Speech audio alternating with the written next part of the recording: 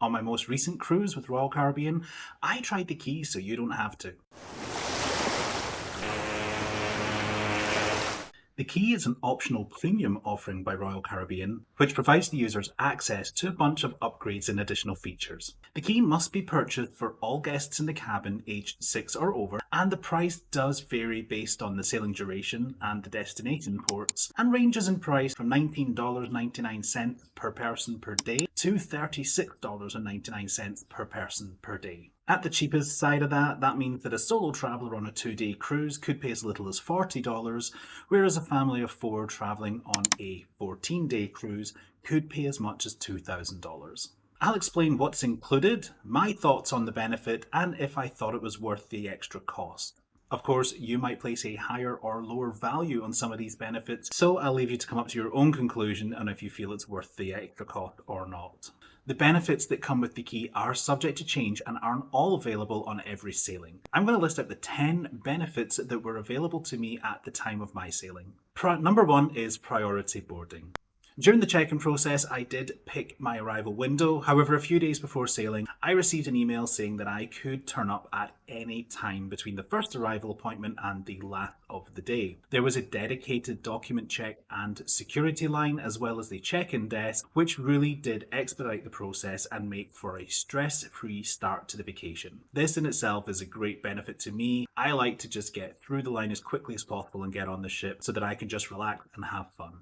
Benefit number 2 is a drop-off zone for your carry-on luggage. Once on board, you can proceed immediately to the drop-off zone where your luggage will be taken directly to your stateroom. Since it was just a 3-day cruise, I only had carry-on luggage with me, so I was able to instantly drop all my bags off and they were in the cabin before I even got to the cabin myself. This benefit is of course only available up until the point the cabins are open to everyone, so if you are planning on turning up a little later in the day, then you won't be able to take advantage of this benefit. I, for one, like to get to the port early and I like to explore the ship, but I hate having to have my backpack or a carry-on suitcase with me. So this was really a benefit that I personally felt I got a lot of value out of. Benefit number 3 is a courtesy lunch. You will be invited to lunch in the main dining room featuring a Chops Grill menu. This is available from noon until 1:30 p.m. So again, if you are planning on arriving at the port later in the day, then this is another benefit that you will not get the use of. Personally, I found the options on this menu to be quite limited. I'll take you through the menu that was available to me when I sailed. Caesar salad. This was a simple version of the salad, no added chicken or shrimp or anything like that. This was a bit of a letdown considering Caesar salad is an option every day in the main dining room. I'm sure it's a more upscale version of the Caesar salad, but still, I could get the Caesar salad any day in the main dining room for free, so I didn't really feel that that particular appetizer option provided much value for money. Option number 2 is a wild mushroom soup. I have a mushroom allergy, so I steered clear of this one. However, I did also spot this exact item on the main dining room menu on evening 1. So again, no real benefit or value for money in my eyes. The third appetizer option is a colossal shrimp cocktail. Yes, you do get shrimp cocktail in the main dining room as well. These are colossal shrimp though. They're much larger than the standard shrimp that you'll get in the main dining room. This was really the only option that felt to me like an upgrade and something you'd come to expect in a steakhouse that's differentiated and separate from the main dining room. Moving on to the entrees or the main courses is the Chops Dry Aged Steak Burger. And of course, a steak burger is a standard fixture on a steakhouse lunch menu.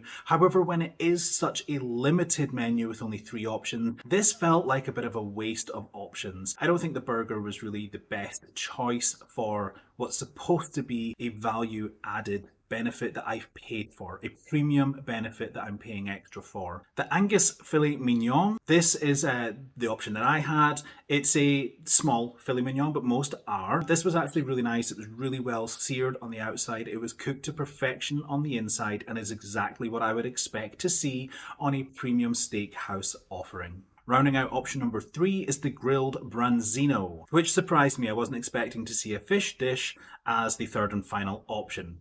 I have to say I tried the branzino and it to me was overcooked. It was quite rubbery and it lacked flavour.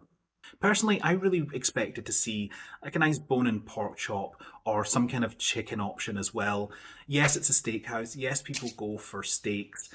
but it just felt that there was really limited options for those that perhaps don't eat beef. It's not like there's a large choice to eat when it comes to this particular offering, so if you're not really a steakhouse lover or you are not a beef lover, you probably won't find too much value in this benefit. Personally, I had the filet mignon, really enjoyed it. The desserts, on the other hand, the desserts were a great option for a steakhouse lunch offering. We had a warm chocolate cake, we had a New York style cheesecake, and we had a selection of ice creams. It's clear that the steakhouse desserts were made fresh and were probably the best desserts I had on the entire cruise. Benefit number 4 is complimentary Wi-Fi. It's not just the basic Wi-Fi package, you actually get the top VOOM Stream and Surf package, so you can use this for streaming Netflix or other TV shows, and VoIP, Skype, Zoom calls as well if you happen to need to take a couple of business calls or contact the family back home. Considering the average cost of this internet package is usually about $20, this actually provides exceptional value in and of itself.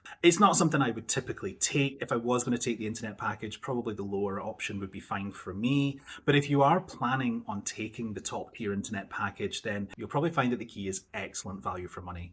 Benefit number 4 is priority seating at shows. This was one of the benefits that I was most looking forward to. I was excited to get a great seat so that I could get some extra footage for my B-roll. I've got to say though, I was quite disappointed at the execution of this benefit. In order to take advantage of the priority seating, you do have to turn up 45 to 30 minutes before showtime before they open the doors to the general public. This was a bit unfortunate. I arrived at the ice show 45 minutes before, and I gotta say I was really bored out of my mind sitting there waiting while everybody else eventually came in and we got the show started. It was just a long time to wait. I would have much preferred to have come in 15 minutes before showtime and had dedicated or allocated seating for key holders.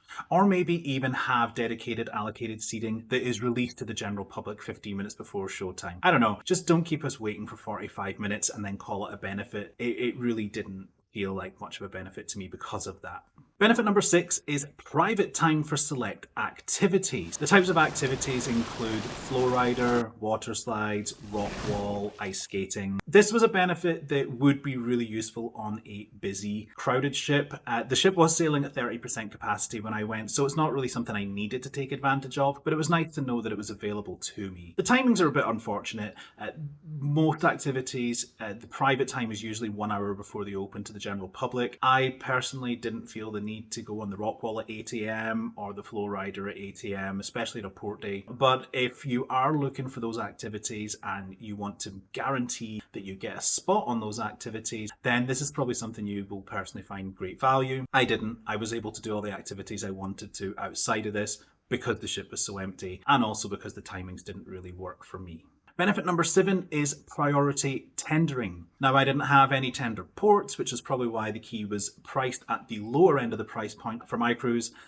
However, if you do have tender ports as part of your itinerary, you will be given priority tendering. This benefit applies only from ship to shore and does not apply coming back from shore to ship. If you are going to be at port, just be prepared to stand in line coming back, maybe time your return accordingly. Benefit number 8 is dining discounts. Now, this was a surprise to me. Originally, the dining discounts were added to the key in lieu of the Chops Grill breakfast on day 1 due to social distancing and COVID regulation. It seems that they left this benefit in place. It wasn't something that was advertised on the benefits sheet that I got on day 1 or in any of the documentation I received in advance. So this was a really pleasant surprise to find out that I actually got 25% discount on specialty dining, and I got complimentary room service for the duration of the cruise. I'm not sure if there's a plan to keep this benefit or if this will be revoked in the future. Obviously, just double check if you're taking the key if this benefit does apply to your sailing or not. Benefit number 9 is choice departure. I know it doesn't feel like much of a perk when you're talking about leaving the ship, but this one's perfect for me. I hate having to be told what time I need to leave the ship. When you've got the key, your luggage will be offloaded first and will be placed into a special key holders zone. You can leave the ship at your leisure and pick up your luggage whenever you like. I actually just had carry-on luggage, so I was able to leave the ship whenever I wanted anyway. But normally, if I am traveling with a larger suitcase, I like to leave on my terms and not be told what time I have to leave the ship. So personally, this is a benefit that I actually really like. Benefit number 10 is an a la carte breakfast on debarkation day. I was quite excited to find out about this. This felt nice and exclusive. There was a special key menu, and it was nice and relaxing to be able to just go and chill out in the dining room over breakfast before leaving the ship.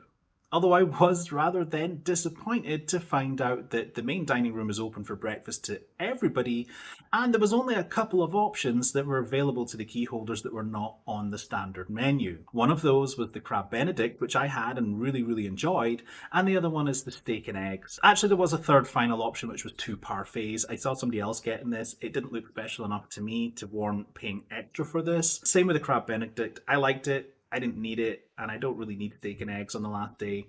If you think that's worth it for those three options, then that's great. But the fact that 90% of the menu was available to everybody, it didn't feel like much of a benefit, and it certainly didn't feel like it added any value to me.